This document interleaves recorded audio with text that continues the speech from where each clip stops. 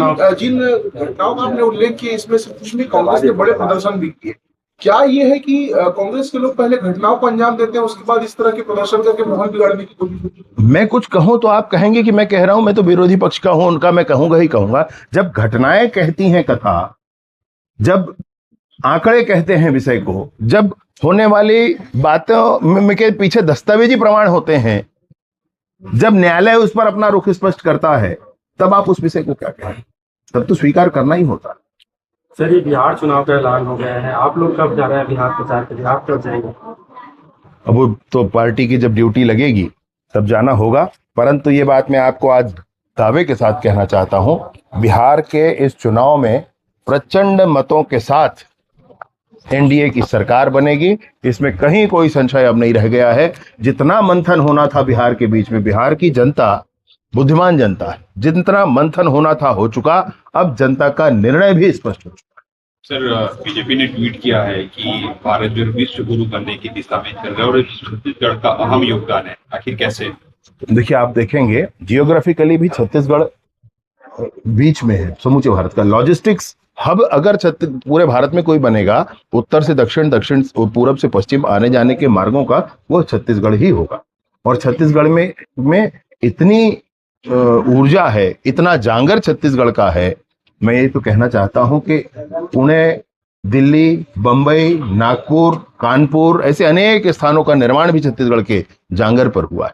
छत्तीसगढ़ के सामर्थ्य के आधार पर, छत्तीसगढ़ की क्रियाशीलता के आधार पर, छत्तीसगढ़ की भौगोलिक स्थिति के आधार पर यह जरूर कहा गया है। और न सिर्फ छत्तीसगढ़, वरन हम सबका भी की सहभागिता उसमें जरूर होगी। ये छत्तीसगढ़ का ये जो राज्योत्सव होगा बेहद खास होगा। रजत जयंती वर्ष है और प्रधानमंत्री जी आ रहे हैं, तो कितनी तैयारियां हैं? माननीय प्रधानमंत्री जी का आगमन है इसमें, माननीय उपराष्ट्रपति नवनिर्वाचित हैं, उनका भी आगमन है। और 1 नवंबर से लेकर के 5 दिनों का एक राज्योत्सव, जिसमें समूचे सरकार के द्वारा किए हुए कार्य और छत्तीसगढ़, समूचे छत्तीसगढ़ के कोई भी सरकार रही हो, छत्तीसगढ़ की जो गति आगे गई है, आगे बढ़ा है छत्तीसगढ़ हमारा, उस सबको प्रदर्शित किया जाएगा। माननीय प्रधानमंत्री जी आ रहे हैं, बड़ी योजना भी है। बहुत सारे प्रधानमंत्री आवास की संख्या आपको स्पष्ट हो जाएगी। बहुत सारे प्रधानमंत्री आवास का आज तक के भारत में जितने भी एक साथ गृह प्रवेश हुए, उन सभी संख्याओं से बढ़कर, यहां तक छत्तीसगढ़ में भी पूर्व संख्याओं से बढ़कर गृह प्रवेश प्रधानमंत्री आवास का होगा। साथ ही साथ बहुत बड़ी संख्या में, लाखों की संख्या में नए आवास की स्वीकृति भी उस दिन होगी। प्रधानमंत्री जी का आना बहुत खास छत्तीसगढ़ के लिए है। सर, ये व्यापारी हैं हेमंत चंद्राकर, उन्होंने आरोप लगाया था कि ईडी जो है उनके ऊपर दबाव लगा रही है भूपेश बघेल का नाम लेने के लिए। अभी उच्च न्यायालय में याचिका दायर हुई थी और उसमें सुनवाई हुई है। भूपेश बघेल ने ट्वीट किया और कह रहे हैं कि समय बदलेगा और सवेरा होगा। सर, ये पुलिस वालों को चेता रहे हैं कि कह रहे हैं कि कमल छाप जिम्मेदारों को अब संभल जाना चाहिए, कानून के खिलाफ षड्यंत्र का हिस्सा ना बने। ये उनके कार्यकाल में क्या क्या हुआ है सब जानते हैं। पुलिस अधिकारियों को भी नहीं छोड़ा गया था, उन अधिकारियों को के ऊपर भी फर्जी प्रकरण बनवाए गए थे।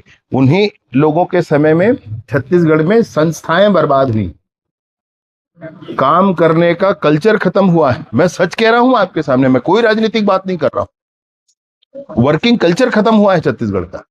वरना शासन अपना काम करता है, प्रशासन को दिशा देने का काम करता है और प्रशासन अपना काम करता है। उन्होंने सब गड्ढमड्ढ कर डाला और इसीलिए उनको यही दिखते रहता है।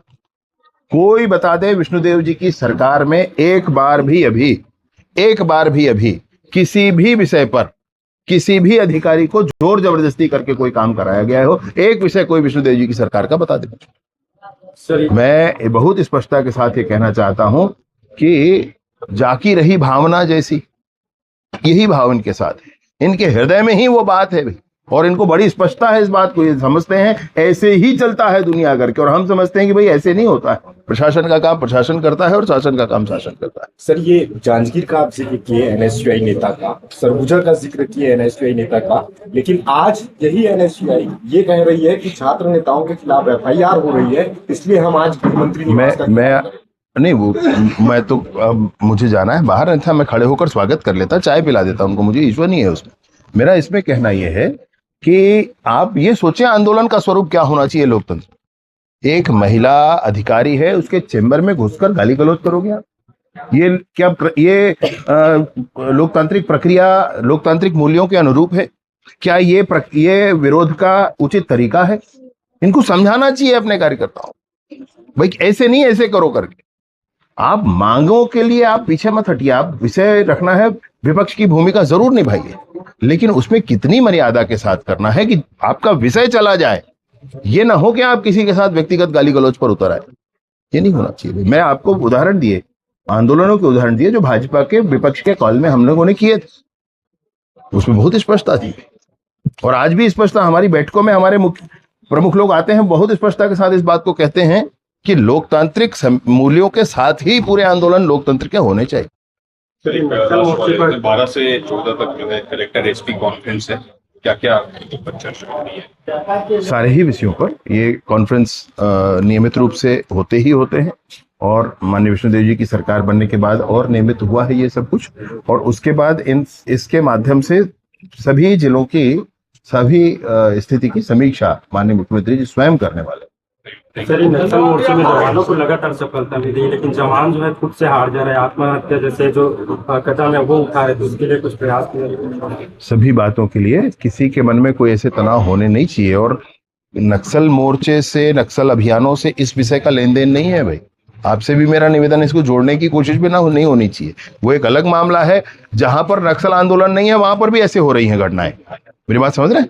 तो उसको नक्सल विषय पर लेकर के जोड़ना उचित नहीं है। हाँ, ये जो कुछ भी है ये चिंता का विषय सदैव रहा है, अभी भी है, इस पर भी काम कर रहे हैं। आइए चाय पीते हैं, मैडम अंदर।